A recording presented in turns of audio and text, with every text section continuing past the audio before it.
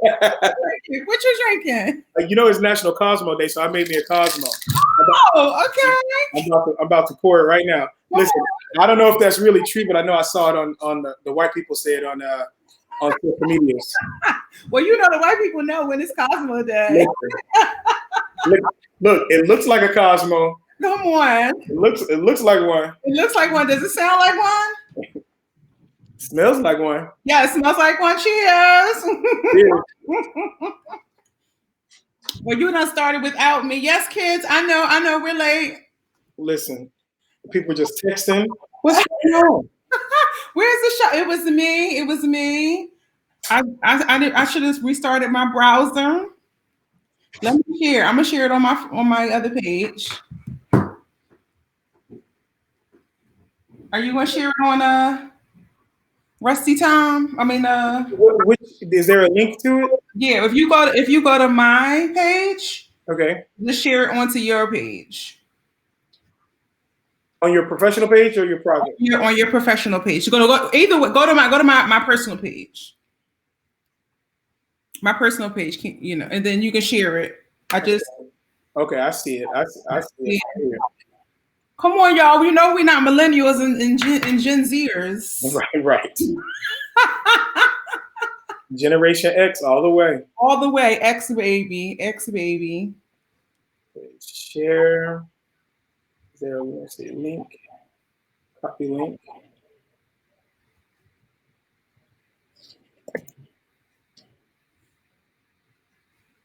Now I don't hear you.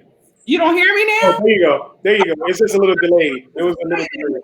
It's just I saw your lips moving, but I ain't see it. That's lips. Yes, Kenny, the kids are waiting and getting frantic.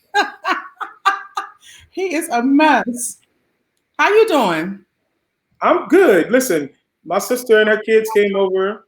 Then my mom was like, "Oh, we should barbecue." I was like, "Who's we? Who's gonna barbecue?" I said, "I got something to do at 8:00. I ain't got time for that." Right, Kiki. Next thing you know, I'm at the grill. They got you. Got me. They got you. Clink, clink, clink, clink, clink, clink. Right. Yes, Adam. CP time. Listen, you're here. Listen, we know CP time. We had technical difficulties. Let's call it what it was. Difficulties. Y'all know my little show is still in the works. It's been a day, right? It's been a day. It's been a day. What's been going on over there? Over here? Well, I texted you about my little situation. Oh yeah, that one. More soon about that. But it's just so much craziness going on in the world. All these deaths. Yeah. Yeah, the young man here in Georgia. Yes. Young man here in Georgia. What's that? What you think about that? Listen, don't get me started. I'm already angry. Mm-hmm. That's just gonna make it worse. As soon as I start talking about that, that's gonna make it worse. I know. It's one of those things. Listen, it's not. Unfortunately, it doesn't even shock anymore. Mm-hmm. It's not even shocking. It's like, oh, another one. Right. Another one. And the people are gonna hashtag around. They're gonna say Black Lives Matter, but who doesn't already know that? Nothing. No, right, exactly. And nothing's gonna get done, and then the next situation. Right. And it's gonna die down. Right. Ain't nobody gonna go to jail. Mm-hmm. Or they might have a trial. Ain't nobody gonna go to jail. Then people gonna riot and talk crap in the streets. Right. And then ain't gonna nothing change. Right. The one thing that will change a lot of things is going to the polls, but we know people don't vote. This how we get the orange guy in the White House. Right? Listen, he said, "I'm gonna give you some money, and I'm gonna put my name on it, and then I'm gonna send you a letter." Listen, he said he wanted his name signed on that check, on that $1,200 check that y'all got to pay back. I hope y'all realize that y'all got to pay that back over time. Right. So before you stimulate the economy, knowing. Right, and hopefully you're stimulating the right economy. See, the economy in your own neighborhood. Right. Don't go out and spend your money in other people's hood in another neighborhood. Listen, and with other people, and they don't bring that money back, and they don't bring that money back to your neighborhood, and they don't spend it in your neighborhood. Exactly. We got some people. Hey, Dara Rami. Oh, hey, Dara, Cameo. Yes, Markel. Taiwan. Hey, Trees. Patrick McCoy. Hello, Patrick. I watch your lives all the time. Yes, his lives. He did a bad one. Bad meaning good. You know, L.O. Cool J with Damian Sneed. Oh, I missed that. No, you got to see that. I missed that. You got to see it. It's there. So I want you to talk. Yes, after your taxes. Oh, that letter though. There was a letter. What a letter was that? So there's a letter that he sends to people that he sent to people. Either you were going to get one or you already got it with your money. Wait a minute. Listen, well, I ain't get the money, and so I'm glad I didn't get that letter because that would have just made me even more upset. Yes. Yeah. Hey Randall. Hey Barry. That letter though. The letter. Hey, Jonathan Blaylock. Yes, Barry. I know Barry was going through it a few days ago. I was thinking about you, Barry. Yeah, he called me talking about it. Mm-hmm. So talk a little bit about how you got started because you have such an interesting story. A lot of people know your story. Well, how I got started, or how I got into interested. Well, a lot of people don't know anything about the Miami. Miami. Talk about Miami. You know, I'm secretly like low key. Listen, I'm a hood boy from Miami, from Florida. Yes, but no. When I was a little kid, some kind of way, I stumbled across a. I'm sorry, I'm getting my lighting better. No, you're fine. My partner asked me if I wanted his ring light, and I said, "No, I don't need a ring light." But now I'm wishing I had that ring light. Yeah, okay. Next time I had to go get my beard done. I got my brush over here. I was brushing my beard down. Yes. Listen, I knew Afton was gonna be watching, so I got to get it right for Afton. That's my girl. You know you're my bae. That's my girl. But when I was about 8 years old, I came home from elementary school one day, and we had, I'm old, so we had those radios that you had to go to the dial and turn the dial to find the station that you wanted. Mm-hmm. And as I was turning past whatever was on already, I was turning and I heard people singing kind of funny. And I was like, what is this? And I started listening, and I kept listening. And every day that I came home from school, I went back to the same radio station. It was, I think it was 93 point something or 97.3, but it was WTMI was the radio station. And right. Mm-hmm. They played classical music and jazz. Nighttime they played jazz, and daytime they played classical music. Mm-hmm. And I listened to that radio station every day. And then all of a sudden, when I got into choir in my middle school days, they needed children's choruses for the opera. Mm-hmm. I sang in the children's chorus of a couple of operas. And when I was about 12, when I was 12, I saw my first opera, which was Carmen. I saw it at City Opera. I was on vacation. My grandmother was visiting a friend of hers in New York, and I saw opera there for the first time. And then I kept going to the opera in Miami because we got dress rehearsal classes for Florida Grand. Mm-hmm. That Grand was a big deal, Not that it's not now, but I don't know what's going on down in Miami. But it was a big deal in Miami at the time. It was called Greater Miami Opera when I first started going. Mm-hmm. And I remember seeing Pavarotti there. And I think in 93, I saw Pavarotti sing one performance of Tosca. Simon Estes there. I saw James Morris there. All these great singers. I didn't know what I was listening to at the time. I didn't realize what it was I was listening to. Right. And the opportunity that I had at the time, I know I enjoyed it. Mm-hmm. Marvis Martin sing all the Mozart. Of course. She was the Mozart girl. And every time Marshall Willie Waters was the music director, how many of us can say, especially Black artists, can say we grew up in a town that had a Black music director, an artistic director, and would hire Black artists? Right. It doesn't exist. Right. And that was a big thing for me, is that I had that opportunity, and I didn't realize how rare it was, because when I grew up, that's all I had. It's kind of like growing up with Barack Obama as their president. When they were born, they had a Black president. They don't realize that there's something weird about that. You know what I mean? Right. I do.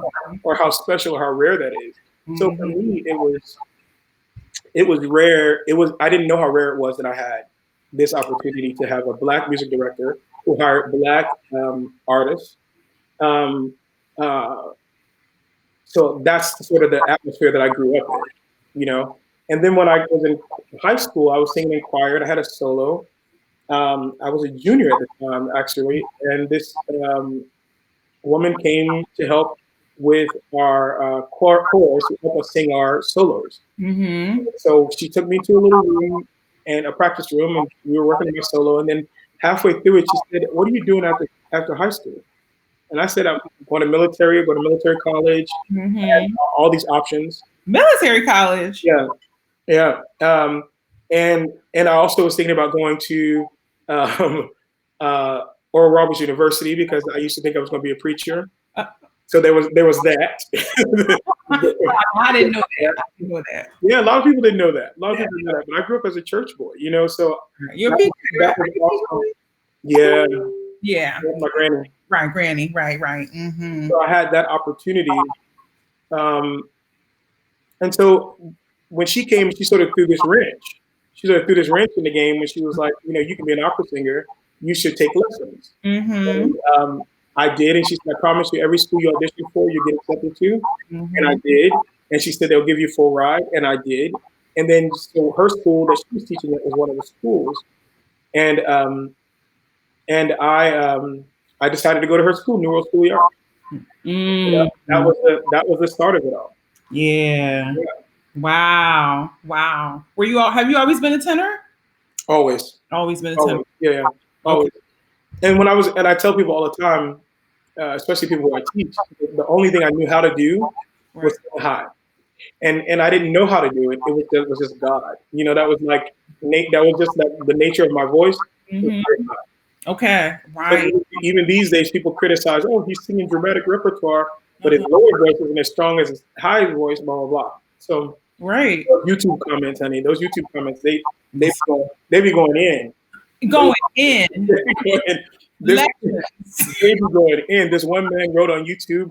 On YouTube, he said, so because somebody said, "Oh, I think he sounds like a young John Vickers," and this guy was like, "You think he sounds like John Vickers? He doesn't dare sound like John Vickers. That's an insult to John Vickers. Oh. John Vickers had a big voice at the top and the bottom." I was like, Okay. "Listen, Right. Well, they all know. They all know. They know how to do it. They know how to package it. They know how to present it. They know how to critique it. look, I barely had a drink and I'm already spilling That's all right. it." Mm-mm. But I can refill it easily. Yes, you sure can. Yes, we got some comments. Yes. Oh, gag Reverend Thomas. Listen. That is the gag. I really thought I was going to be a preacher. Well, Listen, it was an option. Mm-hmm. I was accepted to. Barry says, texting me, "Tell Greg to get that light now." I guess my lighting isn't good enough. Okay, because I got the ring light. I ordered that. So you got the ring light. Ring light. There we go. There you go. That's better. Yes, Gordon and Burak. I haven't seen you in ages. Yes, Nicole. Okay, so where did you go to school? I went to school at New World School of the Arts in Miami. Right. They have a high school. Yeah, they have a high school preparatory division, and then they have the college. The high school is known for the high school because the high school is amazing. Right. Especially in musical theater and dance and everything. They have dance, musical theater, visual arts, orchestra, and voice. Right. Okay. Wow. Yeah. Yeah. I mean, lots of our colleagues have come through their program, right? Yes, Elaine Alvarez. Elaine Yeah. went to high school there, but Elaine and I knew each other because her mom was the piano teacher at my high school. And we've known each other for a long time. And we also went to the same, Elaine and I also went to the same high school, went to the same, well, no, she didn't go to that high school, but she was always there because her mom taught at that school. Well, you know Elaine. I've known Elaine Yes. almost my whole life. Wow. I got a couple of people like that, Kenny and Shannon, we all went to the same high school. So it's amazing how you arrive in these places, right? Yeah. You go through this journey, and I've seen you perform, so many times now. And we didn't actually, although we're the same generation, we didn't come through together. No, we didn't. We didn't meet until you were in the finals at the Met.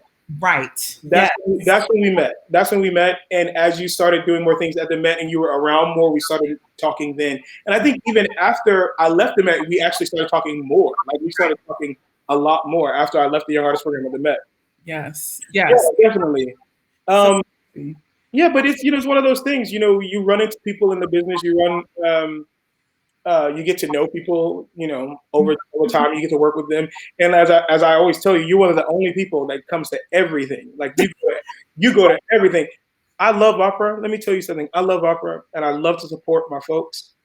But I cannot sit through that much singing.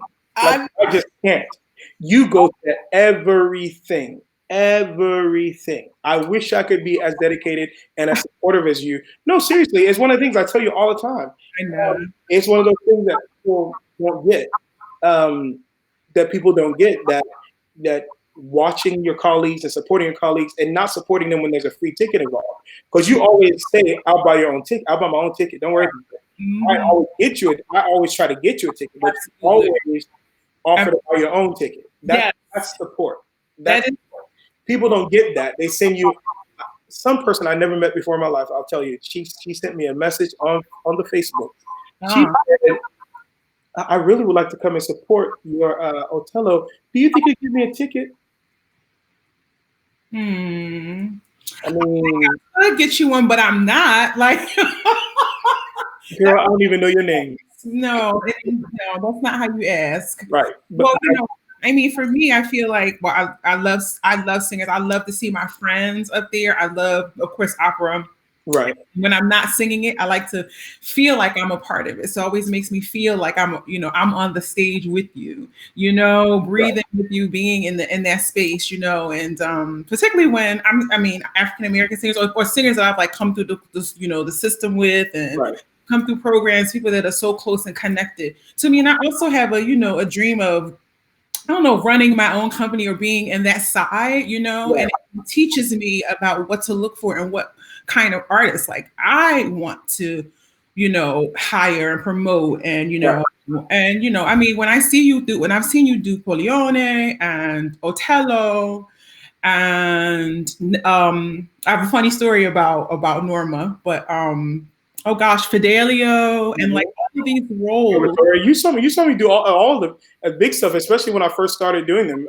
In Cincinnati, you came down there, and then in San Francisco, I think you saw the Napoleon in San Francisco.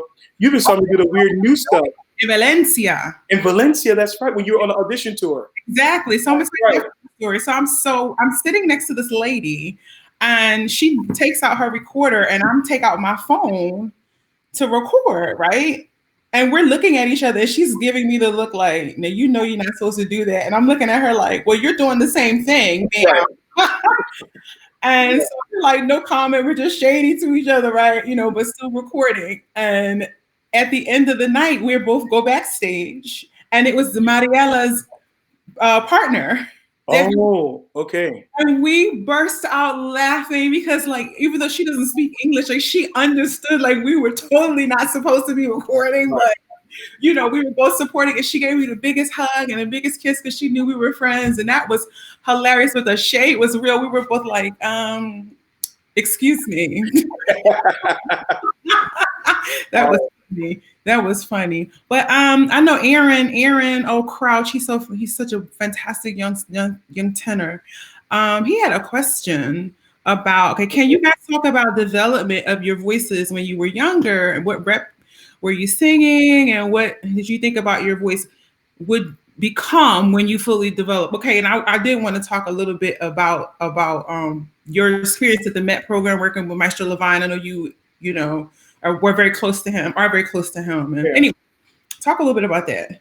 So, I mean, in school, in undergrad, I had it was a weird voice, but like I said, I had high notes. It was big on top, and it didn't do much in the lower middle and the bottom.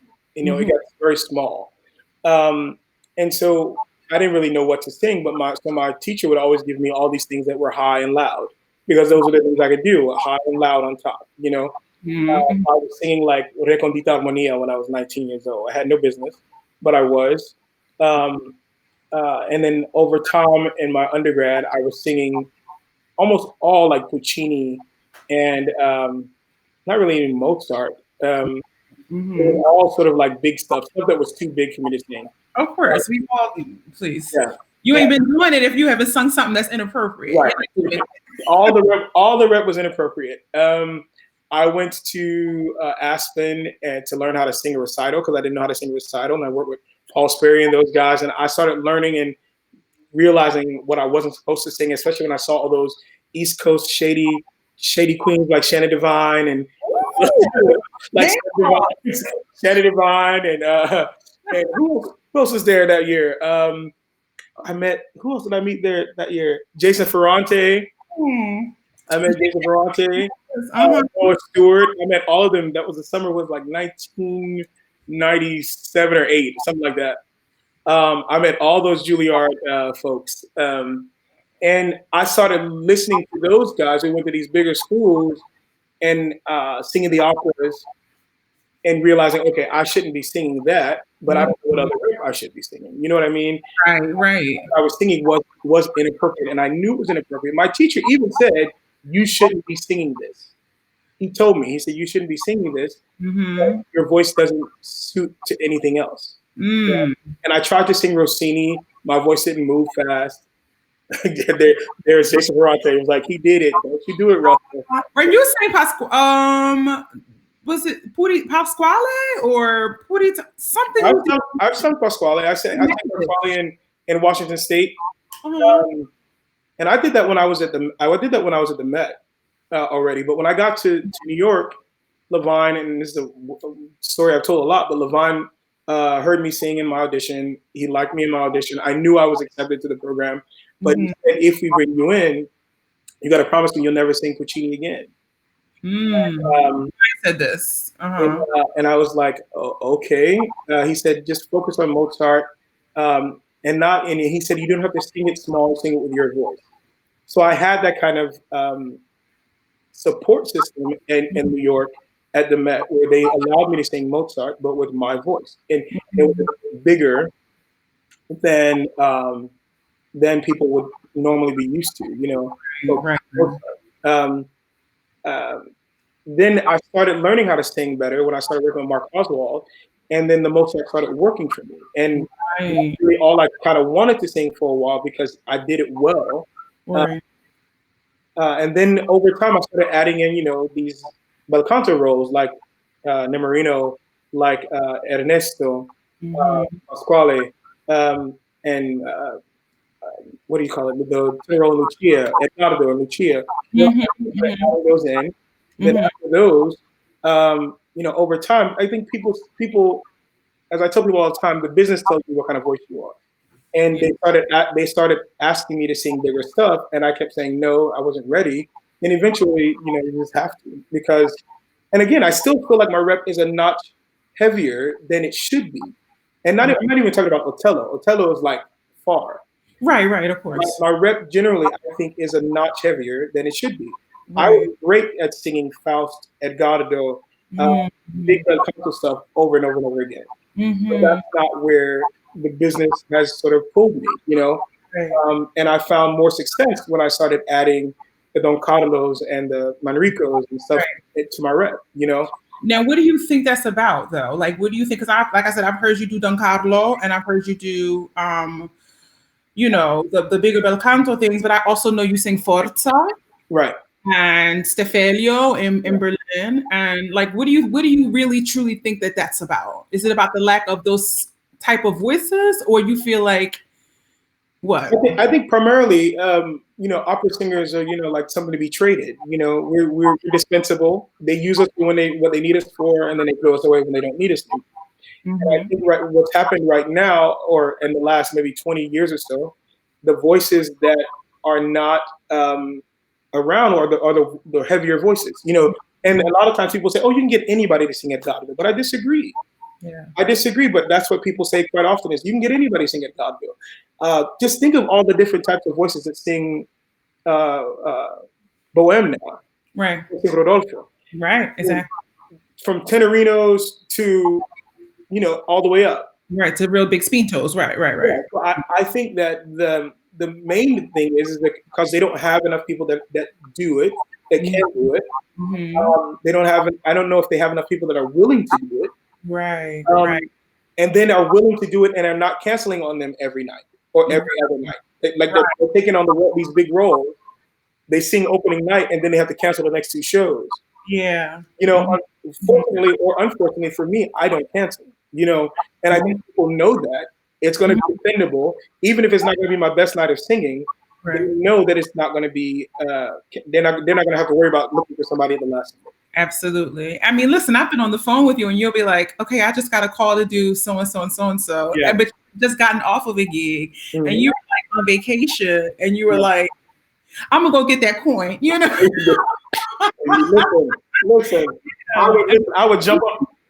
I would jump on a plane right now and go sing something if I could. That's right. Corona be down. Corona be damned. Listen, I got face masks and everything else. Okay, Lysol, wipes, everything. I Yeah. get it. So the thing is, I think that's the first thing. And again, I think the dependability of an artist makes a difference as well, because they really do honestly believe, casting directors and people in charge, they really do honestly believe that anybody can sing these roles. Listen, Jonathan Blaylock said, maybe you can get any kind of voice for Otavio, but should you? And that's the point. That's the point, you know. And a lot of people see it that way. They sort of see these roles. I don't want to say they see them as throwaway roles. They sort of feel like any voice can do it, like anybody can do it, so let them do it. And nowadays too, it's like this cute boy can do it. You know, he's skinny, he's pale enough, he's skinny. You know, let him do it. Right. You know. And right, I do know, and I know that there are certain roles that's the requirement. Yes. Yeah. You know, Listen, and how many HDs have I had? Listen, I've had like one or two, but I have as many as other folks. You know. And that's a part of it. I mean, you have your singing cast, and you have your HD cast, but I hope that we, in this Corona time, rethink the fact that the voice and the artistry is gonna be the thing that fills the seats. We hope so. We hope so, you know. But I'm gonna put it out there. But you know, listen, we can put out the good energy. Yeah. And nephew, y'all about to leave? Tell everybody bye. Mama friended me on Facebook. I was like, yes, Mom. My mama? Yes, I think it was. Oh, I think that's my cousin. Yes. Okay. Renee. Yeah. No, that's my cousin. Family. Okay. I'm really hoping it was your mama, you know. That's my cousin. Yes. But listen, I mean, you got to talk about it. Like, we're in this pandemic right now, and think about after 2008, after the financial crash. Yeah. It wasn't the black folks that was out here getting jobs. I mean, you had the most mediocre singers. I'm sorry, I love all you. You're my friends, and some of you are my friends. But you had the most mediocre singers out here that were getting work, and a lot of us were not getting any work. And I think this is something that we have to be mindful of coming back, especially those of us with a little bit of clout in the business, that we're advocating for our people to get work. You know, it's very important that we advocate for our people. Yes, absolutely. I mean, Anna, my agent, and I were having this conversation about how supportive she's on her end when she sees that Black singers are so tremendously supportive of one another, and like talking about jobs that you can't do, passing things on. I know you've done a lot of getting helping other tenors, by making sure they're covering you. Yeah, even quietly. There's a lot of times. Again, I don't purport to have any clout in the business, but anytime I can mention one of my colleagues that I see isn't one, I think they might have some space in their schedule, or if I hear something through the grapevine, I call you, I call the people that I know, I'm like, hey, get on this, get your agent on this. Yeah, I think it's coming up.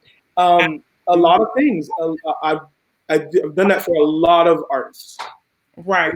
Absolutely. I know you have. And color that's just one part of it, because we know that we have to advocate for one another, particularly those of us who are doing the work, have the desire to really, be in the industry, be in the art field, making art, know. And I mean, I know you called me and learn this, you need to, so and so this, so we've had those kind of conversations. And I think it's important for us to continue, like, talk about fees. Who talks about money? Who really talks about Nobody money? does. And this is one of those things that we talk about a lot. I tell you, listen, this is what the money is like. I know what my money is like, and I know still, and again, I'm told that it's not always the case, but I still feel like I'm way underpaid compared to the rep that I'm singing and the risk that I'm taking. Because Yes. it's risk versus reward kind of thing. For the risk that I'm taking, I should be getting hazard pay. Singing 17 Otellos in 2019. Oh yeah. Yeah, That, exactly. it was Absolutely. too much. I signed those contracts. I agreed to do it. But that when I agreed to do them, my schedule was much more open. Then there were cancellations and moving around, and there were opportunities that you just can't pass up. Right. Absolutely. Can you really pass up going back to Salzburg to sing Mozart again in another new production? I couldn't pass that up. Right. It Absolutely. came at an inopportune time in my schedule, right before I was going to do my first Forza, and I just come out doing Otello. Right. It didn't make a whole lot of sense in that regard, but Right. it's an opportunity that I couldn't pass up. No, because that's a once in a lifetime thing. Like Salzburg, Yeah. see a lead title role. It was Idomeneo, this time that was squeezed in Idomeneo. right. I mean, as an American Right. singing Mozart Yeah. in Salzburg, come on. There's no way you Black American tenor singing Mozart in Salzburg. Come on, let's think about it. no, they're Black not. American tenor singing Mozart in Salzburg. It's like one of those. It was like what? And that was the return engagement. That was Right. the return. Mhm. But listen, I welcome those opportunities, but it did squeeze a lot of things in my schedule time that I would have had to rest. Right. Time that I would have had to rest. Yeah. I mean, we've been on calls and you're like, oh my God, I should rest. And I'm like, yeah, you should. Like, Yeah. And that's another thing. Listen, young singers that are watching this, I mean, just because you can take something and just because you can squeeze something in, and just because you even need or want or like that coin does not mean you should do it. right. Some of us get away with it, and it's on technique, it's on sheer will. By the time I got to DC to sing those Otellos, you remember, I told you I was exhausted. And I wasn't necessarily exhausted vocally, I just didn't have it to give physically. My body just didn't have it to give. But luckily, I'm smart enough a singer that I know how to make it work, and I know when to pull out the smoke in the mirrors to make Listen, over here, mirrored over here. hello, a little turn up stage, a little extra or something. Listen, bang your fist on the ground for the high note. There's always something, right? Well, we were texting each other during intermission, and you were asking me, and I was like, just keep going. Like I never want to give negative feedback, but you're always like, no, tell me. Yeah. And listen, I told you, I said, girl, I know it sounded rough. You could tell me it sounded like I was working. I was working real hard. Well, just step back, just like it's here, and that's what you said. You said, listen, yes, it is. Just step it down.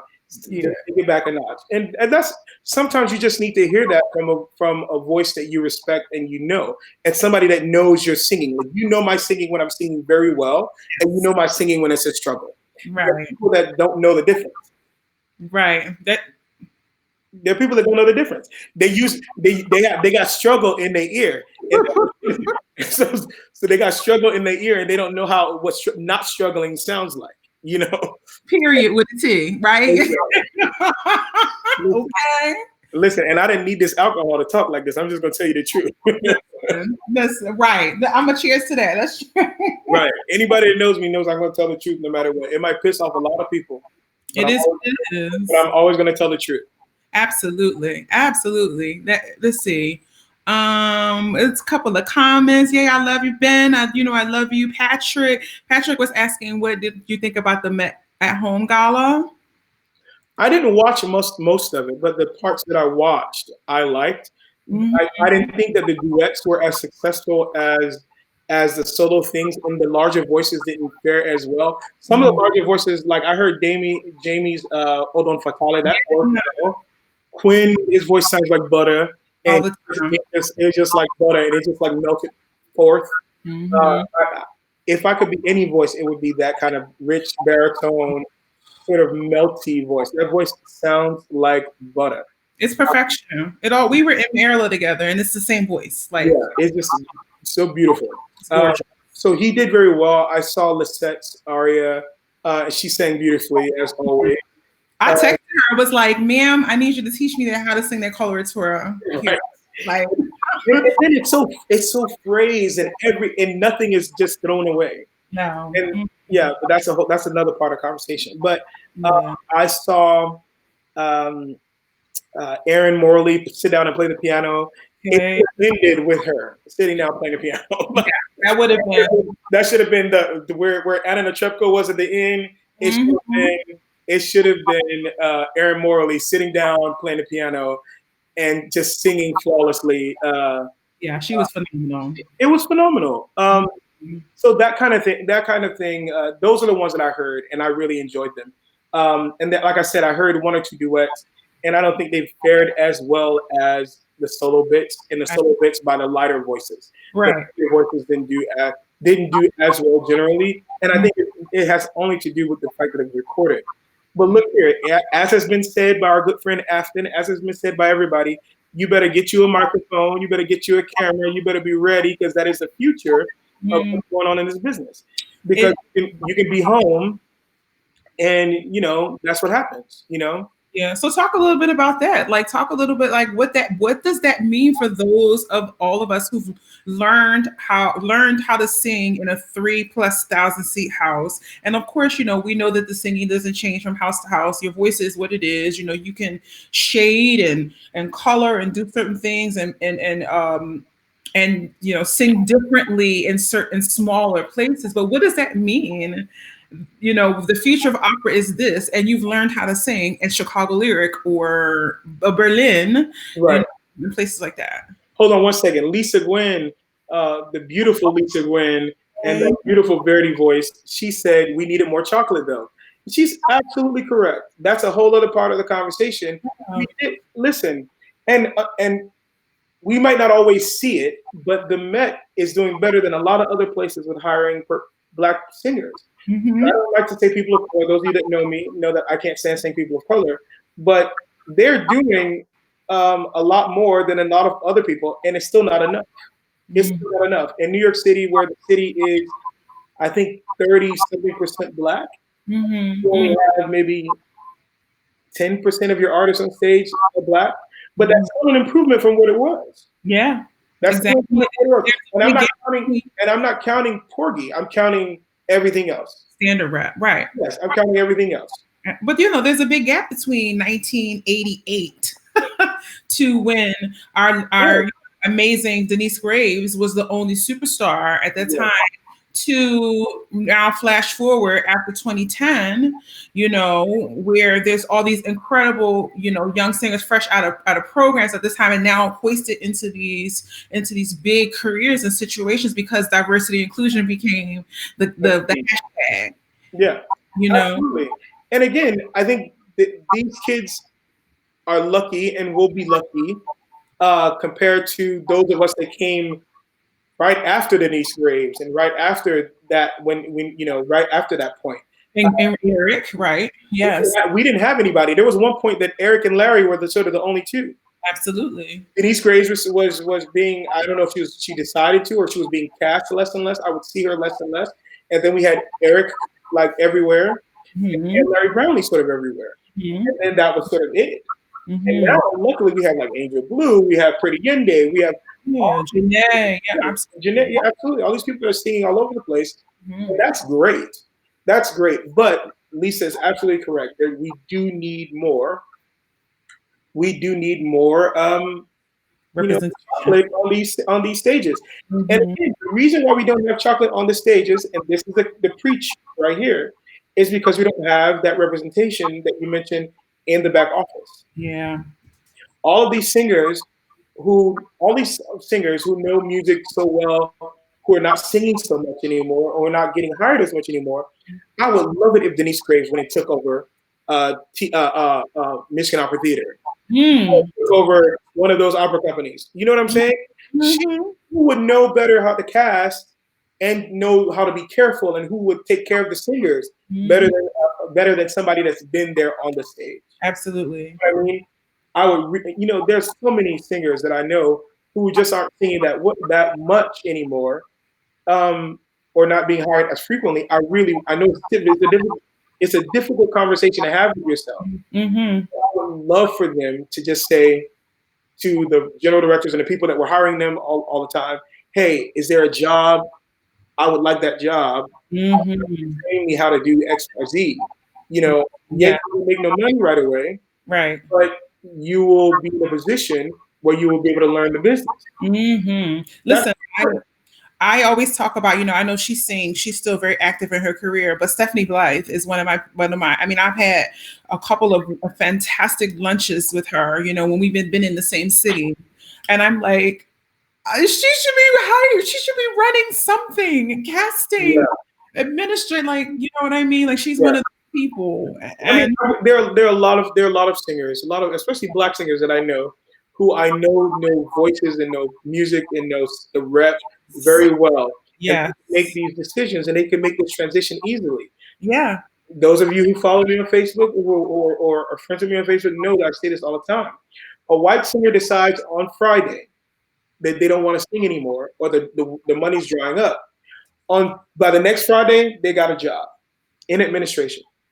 Y'all might not like to hear it, but this is the truth. I can go through and name to you. I can name you the singers. And I don't know if you remember, you know me. There was a big blow up on Facebook one time when I said that I wanted to do that and I wanted to do it part time. And somebody told me you can't do that part time. Mm-hmm.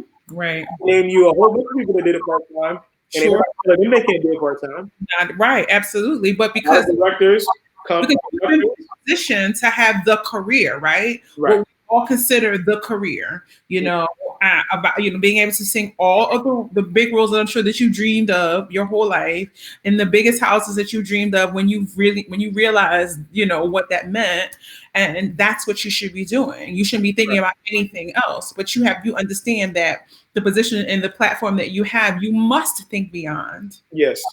And that's the thing too.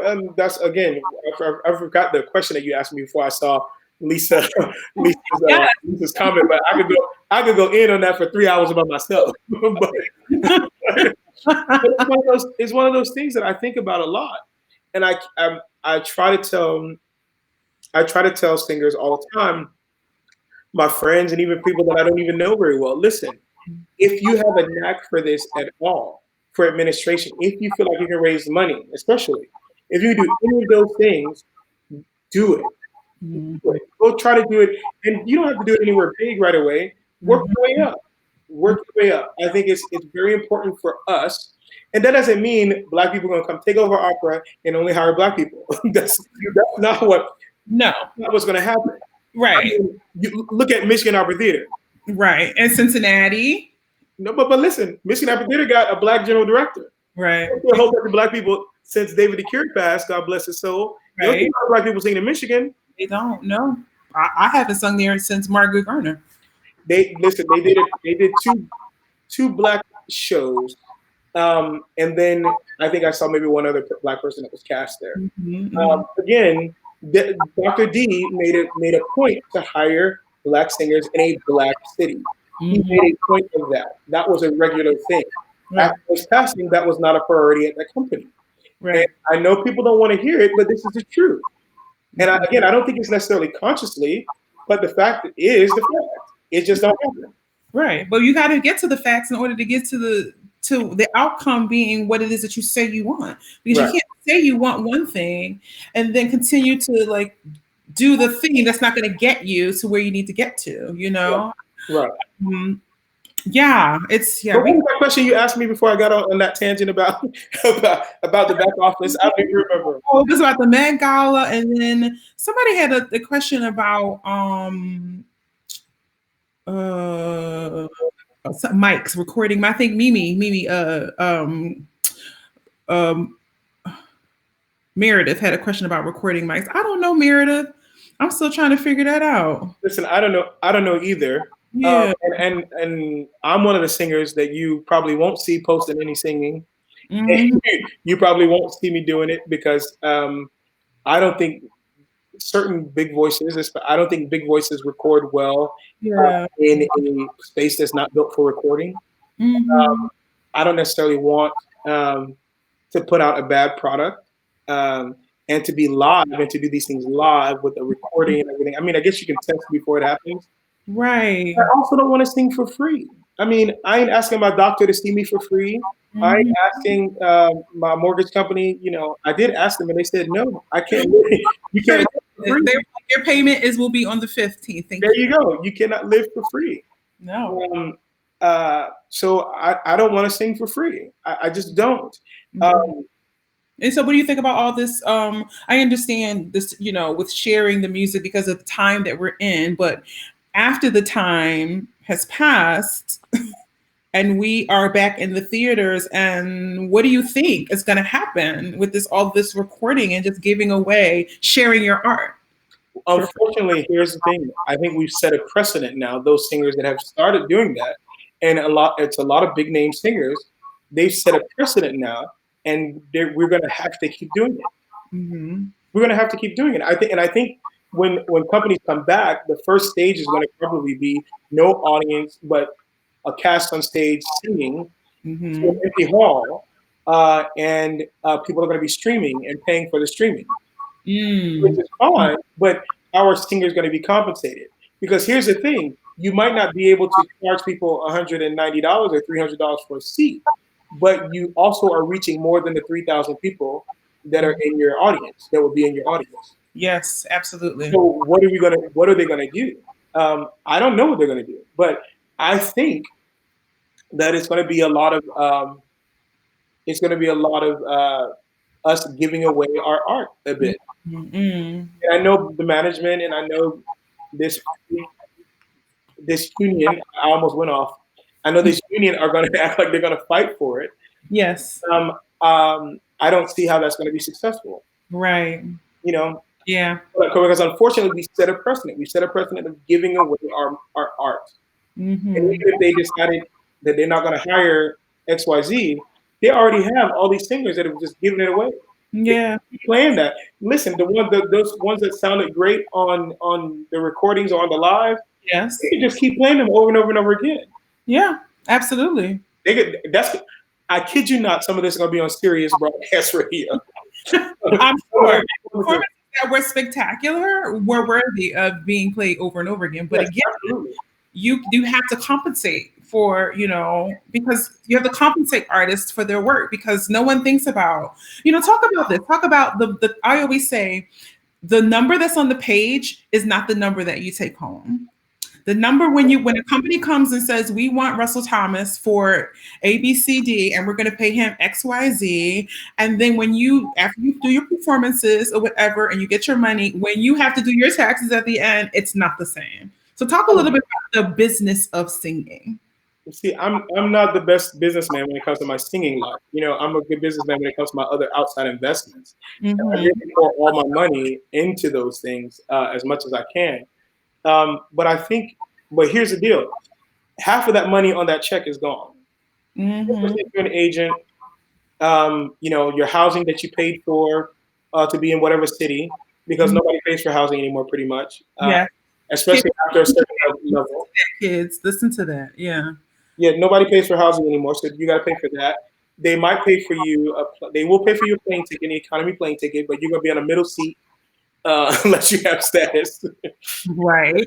You're gonna be on a middle seat on the back of the plane. Um, and so, if you're like me, who usually goes from gig to gig, if you're going to go from gig to gig, I upgrade myself to be in a business class seat or first class seat most times Hmm. because I'm going from gig to gig. I want to relax on a plane, Yeah. Uh, Yes. I do upgrade myself. So the amount of money that you put out, and then those of you that coach and pay for voice lessons, before you ever actually get to the gig, you've already spent all this money coaching a role. Mm. And I know some people that pay upwards of $1,000 or plus to coach a role. Hmm. Hmm. I don't do that, but I know Right. people do it. I'm Yeah. too cheap for that. I'm, I'm, Exactly. I'm too cheap for that. I want to listen. and I got mouths to feed. So I think about the fact that I have mouths to feed, and I'm cheap, and I like nice things, and I don't want to give a coach, money to just tell me the same thing they didn't told 30 other people. Exactly. Yeah. You I know, mean, yeah. so that's so before you even get to a gig, you've already spent housing, coaching, voice lessons on a roll. Depends on how long the period is. You could easily spend $7,000 before Hmm. you ever got to a job. Good luck with that. Yeah, that's not even counting the taxes, which Agencies. agent, yeah, 10% to the agent. Listen, 10% of the agent and at least 20% in your taxes for your taxes. That's and then all the other expenses I just mentioned. Mm-hmm. You left a hefty check. You left Right. a hefty check, and again, those of us who are lucky enough to make maybe a little bit more, yeah, you have a little bit more left over, but then your taxes are more. You pay more in taxes. Absolutely. Yeah, there's a lot of that going on, and I implore all young singers, especially those that are about to start embarking or just starting to get their first gigs, sit down with a financial planner, sit down with somebody that can tell you how to operate a business, how to operate and plan your money, and let Mm-hmm. them help you out. And it's a one-time thing. You just need somebody to pay somebody for an hour and have them tell you exactly what you need to do Mm-hmm. and pay that expense, or 3 hours and you pay that expense and you plan yourself accordingly. I mean, I didn't do that and I wish I had done it. Right. Uh, and especially at this time of COVID, I can be honest, I don't have a whole lot of savings. I have Mm-hmm. savings, but I don't have a whole lot of savings. And Right. my money is tied up in investments. Mm-hmm. And to sell investments takes time, not just to sell some stocks on E-Trade. I mean, Right. most of mine are in properties and other things. Mm-hmm. It takes time to move that money around. So, Absolutely. you know, I, I would implore any of you to actually sit down and talk with a financial planner when you know that the career and you're starting to make money and there's no taxes being taken out of this money. You need to make those plans. Yes. I Yeah, wish somebody would have told me that a long time ago. I mean, yeah, me too.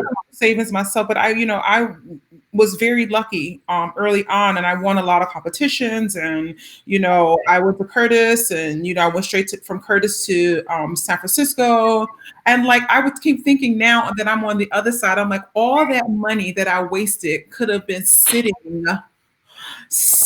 somewhere else. Like I could have okay, not stayed at that particular, place, lived in that particular place. I could have lived at home when I was at school the whole 6 years. I could have every competition I could have stashed away, a large percentage of that and the things and the grants that I didn't have to pay taxes on. And and I think about all that money now on this side, that Mhm. I just feel like I implore all young singers. Like I told Leah Hawkins, she's on the rise and she's a Philly girl, we went to the same high school, of course, at different times. I said, stay at home and save all your money Right, until as long as you can.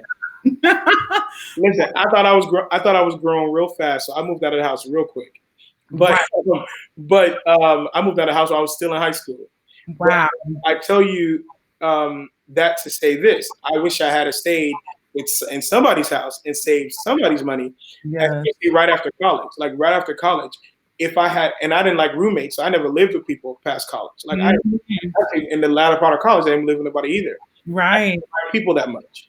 But if I could have, if I could have been in some place and saved money, Hmm. you have to have that. You have Right. to be multiple streams of income. Exactly, Yes. Cynthia. You need it. Absolutely. You Yeah. need it. You And need. you need it. And that's one of the reasons why I took that teaching job Yes. in at IU. Uh, because again, yes, I like to teach. I never wanted to teach in an institution. Never wanted to teach in an institution. There's too many politics. Mm-hmm. I see my good friend Albert Lee going through it sometimes, dealing with the politics of teaching at an institution. Right. Um, I just don't want to deal with stuff like that. Yeah. I don't want to deal with stuff like that. So it's going to be difficult for me and for this institution because I keep sending them emails every day, asking them a million and one questions. Yes. How this works? Who casts this? Who makes this decision? Uh-huh. Who and I listen. I still have a big problem with even the answers I've gotten because, for instance, at IU, the casting team Uh-huh. are all old white men, 4 old white men. Love them all to death individually. I Mm-hmm. know them very well, and I Mm-hmm. love them all to death. However, we're in a new time. We're in a new time. You cannot have four old white men making all the decisions about who gets cast on stage. And I No, know they might be great people, and they might always, um, they might be fair, but you cannot have that. no, You just can't. no, you can't. There's no reason why that should be the case. Um, again, I know I'm going to be a headache for somebody. You just can't have that.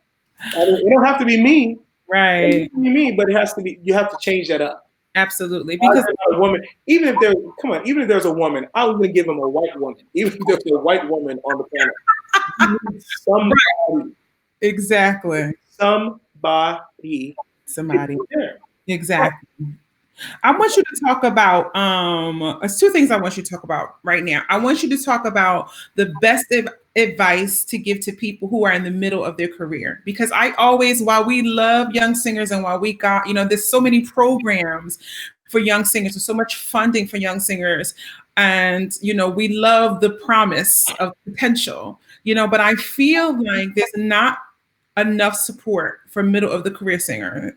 And my friend who was a singer and is now a big agent at a big agency was like, yeah, Karen, you're in the middle of your career. And I'm like, and I did never, it was a light bulb. I never even thought about that because I'm always just going, going, going, going. And he's like, well, this is how we think of singers, young singers, middle of the career, and then like, mature singers. And it's like, oh shit, and I always feel like there are people who have gone through the system and been through the system and trudged their way through the system. And then you get to the point where you are either you not become a superstar, or you become a working singer, in that regional area, or you've just not, the career just didn't It worked for you. right. Yeah. And so I always feel like there needs to be more of a support system for that. So what would you suggest as a singer who has ascended into this other class? That's what it is. It's classism. I always talk. It is classism. It is definitely classism. I don't know because I find myself, I'm a workaholic. I find myself to be a mature. I feel like I'm a mature singer. I've been doing this for upwards of my son is about to go to bed. Hold on, y'all. Come here. Go ahead. Come here. Come here. Come on. Come say good night. Come say good night, Art. I love He's you. so cute. I haven't seen him. Say hi to Karen. Say hi to everybody. Hi. You remember Hi. Karen? You've seen her a lot though. Yes. You probably don't remember. You don't know me. Cut it out. Right. All right, baby. See you in the morning. Good. Mm-hmm. Yeah. So yeah, where were we? We're talking about. Yeah, I never even thought of it in terms of middle of career or what. But when I think about it, when I did my first big young artist program, I would think that was Opera Theater St. Louis. Mm-hmm. That was 20 years ago. Right. That was 2000, spring of 2000. Wow. So I've been doing this for 20 years. The way I see it, from my first big young artist program, and then I started at the Met in 2003. Mm-hmm. And by that time, I was in Seattle. I was at Opera North. I was at Tulsa Opera as a resident artist for a year. Sang everything. Seattle Opera as a young artist, sang Bohème there. But, I had been singing a while by the time I got to the Met in 2003. Mm-hmm. So for me, it's about longevity. I mean, even if I start only counting from when I started singing big roles, that's been a decade now. Mm-hmm. Mm-hmm. So I don't know. A career is 20 years. Yeah. Many people in municipal jobs or in jobs that give you that, at 20 years they pay you full retirement kind of thing. At 20 years, they're peace out. Like, bye. Right. So I never really thought about that. But my thing is, I want my voice to sound fresh and young for as long as possible. Mm-hmm. And when I teach people, when I coach singers, the one thing I tell them is, you want to sound young and fresh for as long as possible. Right. That's one of the things. But I don't really think of it that way. But listen, I guess we are in the middle of our career. Yeah. I mean, but the person's agent, and that's what they're thinking about when it comes down to like the nuts and bolts. It's like, okay, how can I sell this person, or if you have big gaps in your schedule and your resume, people always talk about that. Well, what would you do, what were you doing between this time and this time, But when see, I find shit like that, excuse my language, but I find shit like that to be arbitrary. Mhm. Because does it matter what you were doing between this time and this time? Or can she sing what I have? I have a need. I Mhm. have this piece that needs to be done. Right. Is she better than the person who's been drudging around doing the same role a Right. long time at a mediocre level? Or should it be somebody that fresh that Mhm.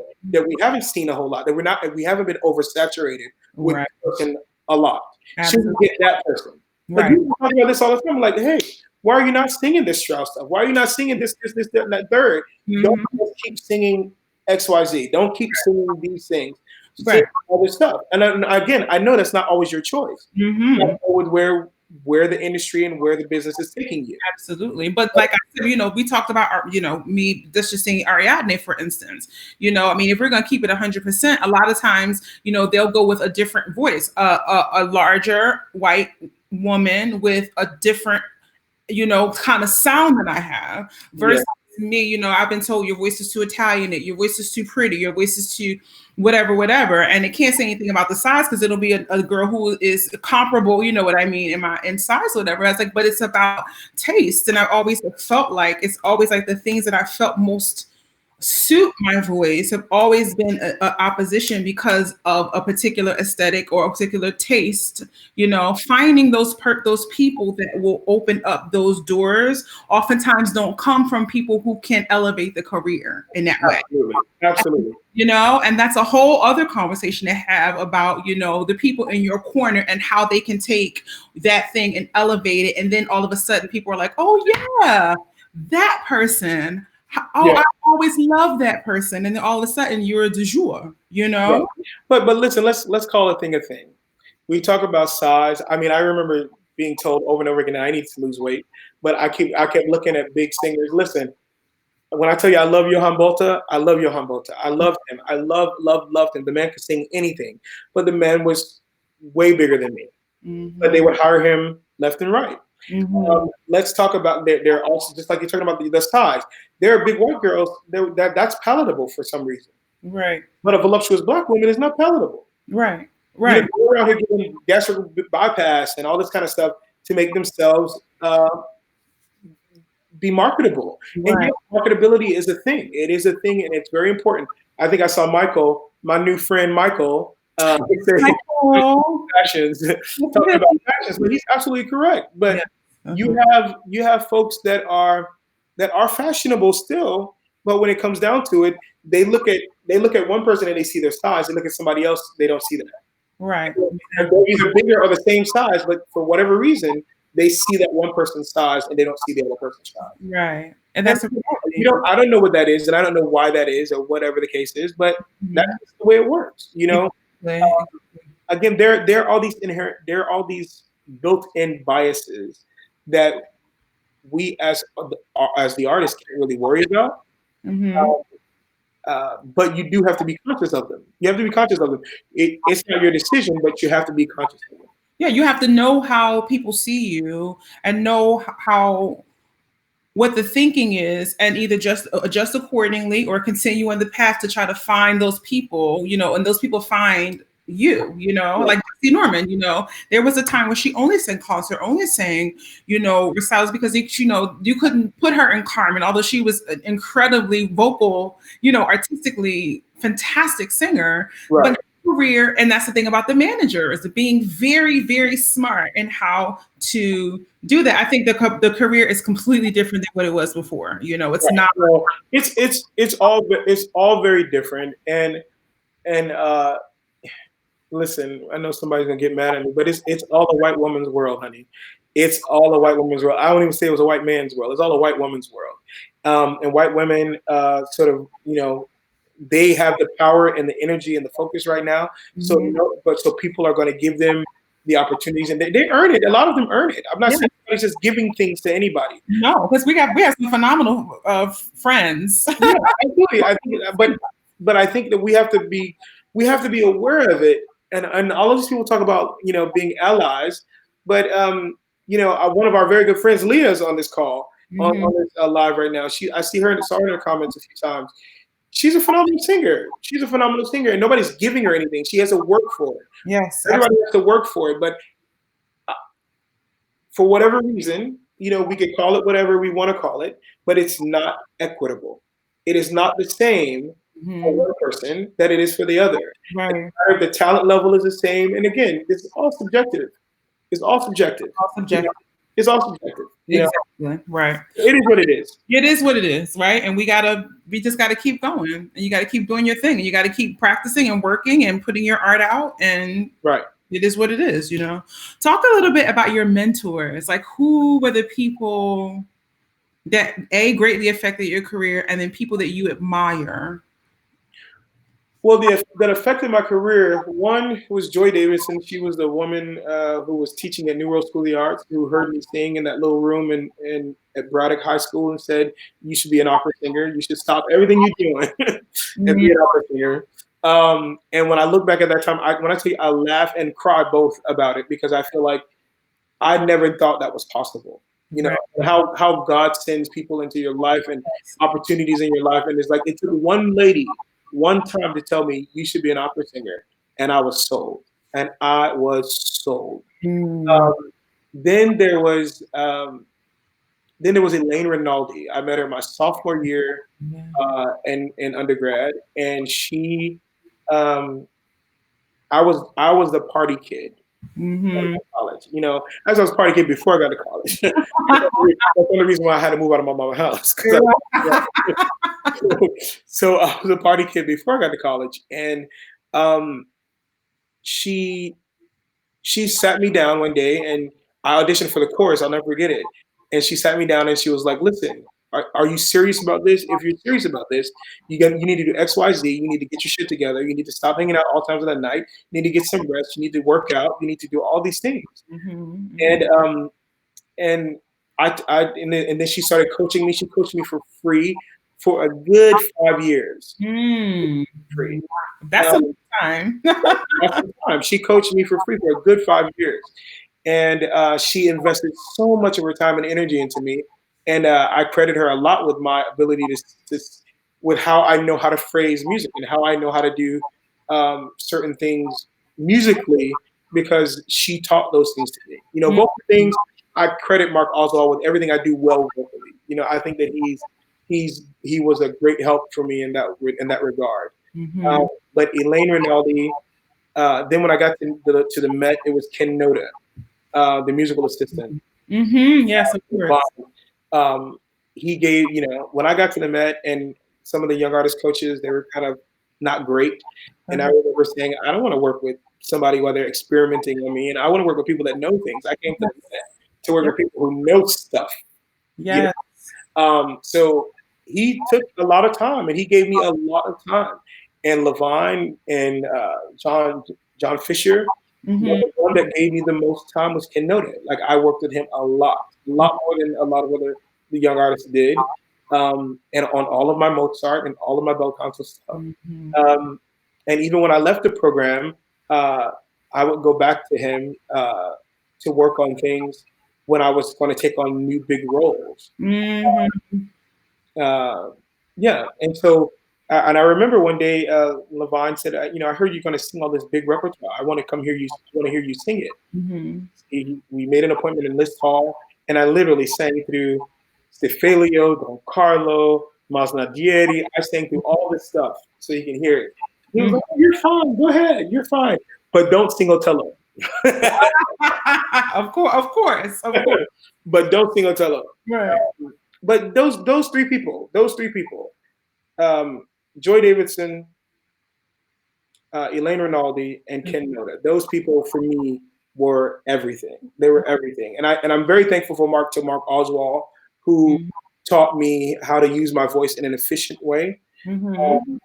Uh, and before that, I can't say that it always was. And I know that it's not always now efficient, but Mm-hmm. um, it is more efficient because of him than it ever was before. Right, right. Mm-hmm. Yeah, a lot of people love Mark. I mean, Yeah, I remember when he sang, when right. he was out there doing it. Listen, I met Mark the first time I ever met Mark was he sang Bohème in Miami. He was Marcello in Miami Wow. and Bohème. You know, when at the Met he's Chonard, but in Miami he sang Marcello, and Yeah, he was amazing. I thought he was absolutely amazing. of That was course. my first time ever meeting him. Yeah, Yeah. So I know you do a lot of interviews, and we've been going for 70 minutes, and I could talk to you all night. we've been going for 70 minutes. We've been going that long. 70 minutes, and I Listen, could talk to you all night. But I just, I know you do a lot of interviews, and you're at the point in your career where, everyone wants to know a little bit about you, or, you were on the cover of Opera News a couple months ago, and I was bursting. I mean, I was crying, I just so proud of you. But like, what are some of the things that you wish people would know about you? And what are some of the questions you wish that people would ask? oh, I don't know. That's so hard. That's a hard question. And the funny thing is, I complain all the time because they all ask the same questions all the time. Of course, that's why I asked. The same questions. Tell us a funny, That's why I'm tell us doing. a funny story about something that happened on stage. No, well, nobody don't care about that. I don't care about that. Right, right. I was like, I don't know. Hey, listen, it ain't funny to me. That's work. That's my job. That's my Right. job. I don't know. I mean, I think that there are things that matter to me, like, and the things that we talked about tonight about. I've sort of gotten this branding of being this diversity advocate. Uh, But I'm an advocate for singers, and I'm an yeah, advocate for singing and good singing. yes, Um, I hate mediocrity and my own mediocrity, and I tell people quick when I've been mediocre, and I yes, know when I'm having a mediocre moment. We all have them, yes, absolutely. um, but I think my advocacy for artists and singers is important to me.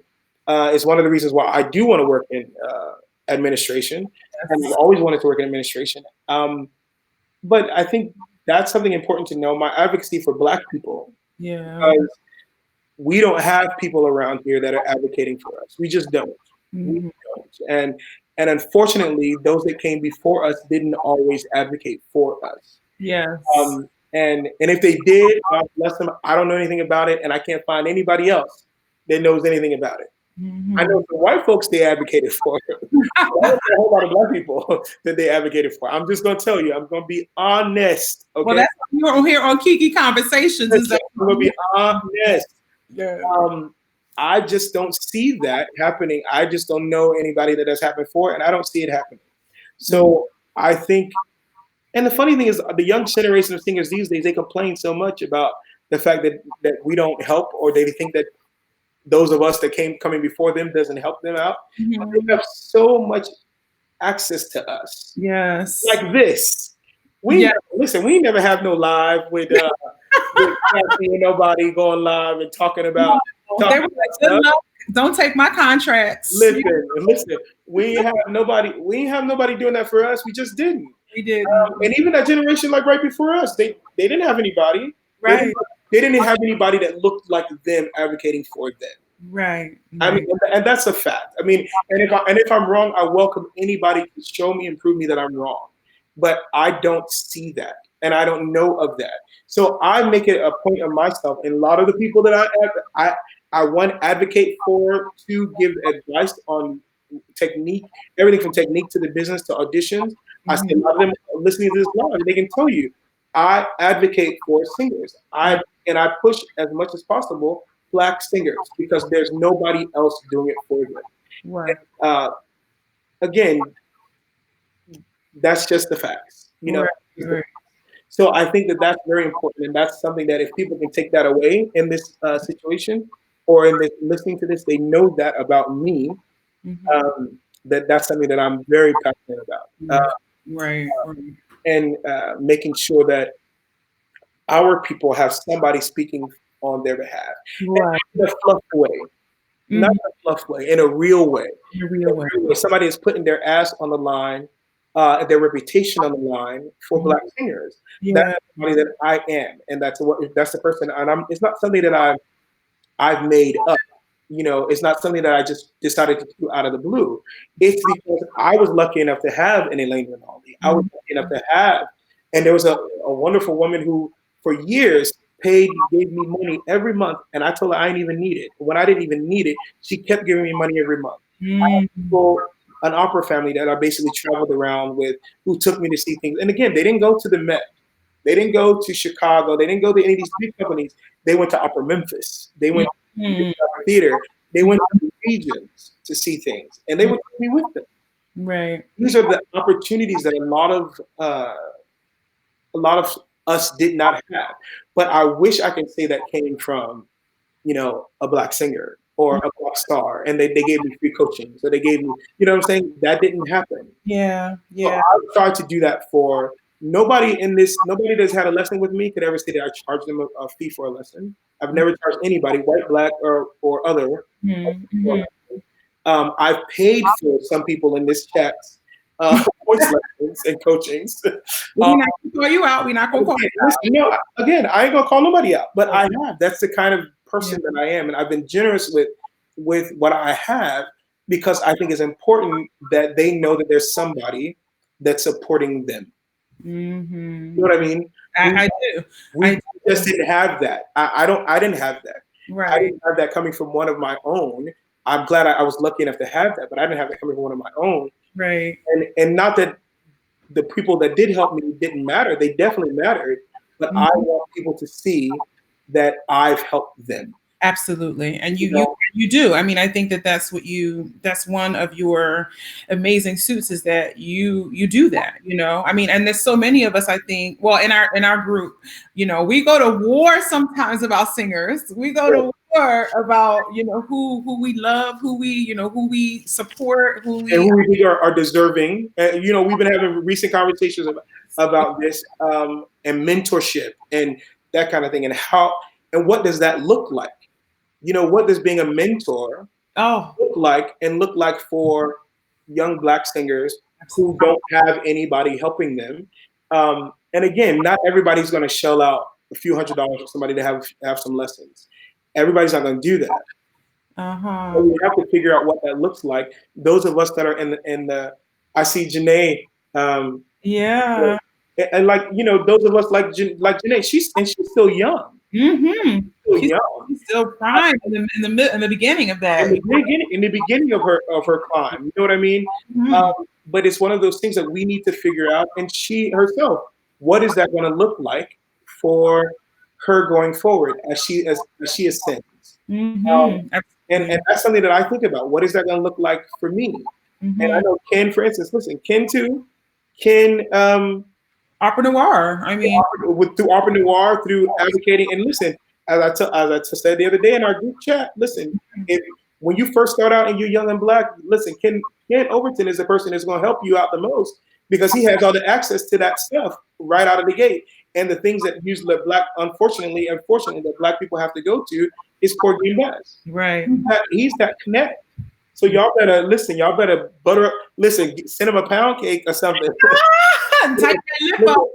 a drink, a drink or something. Listen, you better listen. Get to know Ken Overton. Yes. Those are the people. Those are the people that help and that are around here and that have their ear to the ground, who Yes. know what's happening. Yes. Those are the people you got to get to know. Uh, Yeah. so Exactly. listen, I mean, not to toot my own horn, but I'm proud of that part of myself because even before I had made it, I was already doing that. Right. I never felt competition with any other singer. Mhm. Um, I always wanted to be a better version of my own self. That's another Yes. gem. Don't Yeah. compete against other singers. Compete against yourself. Be better than you were last month or 6 months ago. And that's the kind of thing that I've tried to do for myself.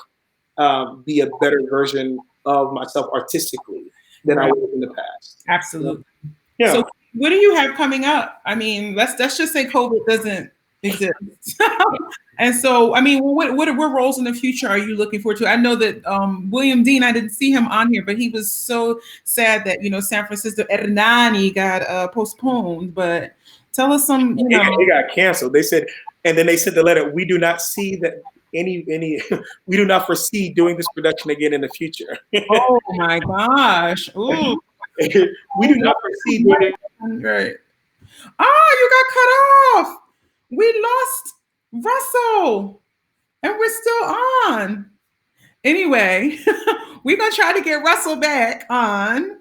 And oh, boo, the little buggers. Yes. Oh my gosh, Kenneth. Okay, I'm looking at you guys' questions, and we lost Russell. Anyway, it was 80 minutes, and he got cut off. Thank you, Emerson. Thank you, Jordan. I know Patrick, and I would love to talk about that, Patrick. To talk about the media and the advocacy, and maybe you can come on Kiki Conversations and talk about that. Maybe. Yeah, we're going to see what happens. Maybe we'll come back and wrap it up, but I don't know. Anyway, thank you all for coming. I think we need a bathroom break, but thanks everybody. Russell, is something happened? It was a good, juicy conversation, wasn't it, y'all? Russell just texted me. I don't know what happened. His computer died. Oh my gosh, we had a Teddy Riley moment. Anyway, I love y'all. Thank you. Tune in next week. We have another amazing artist coming up next week, one of my beautiful friends. And I love y'all. Peace out. Bye. Share, share, share, share, share. Mwah.